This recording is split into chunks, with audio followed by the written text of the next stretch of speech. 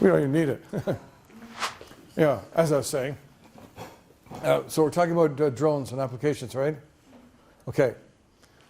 So one of the things that we saw in the progression of cell phones to drones was the early cell phones didn't have enough battery power. The first cell phone that we got was one that Sylvia carried for babysitter and things like that. We'd go out for maybe 2 hours, 2.5 hours later, the battery would already die. So we thought it was just like a little bit of a novelty. Nobody could have predicted what the outcome was going to be in terms of common usage. The original design was for people who are firefighters or police detectives or brain surgeons or people that had to be in touch with people for an emergency, not some 14-year-old girl standing on a staircase in Hong Kong typing in things to get a product code to get 20% off. See what I'm getting at?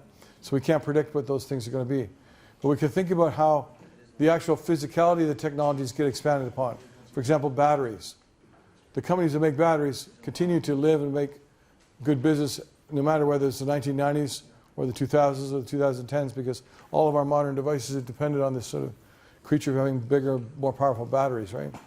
So the person who solves that problem by using a completely different alternate source of energy is going to be the one to, invest in, because there's only so much cobalt left in the planet, right?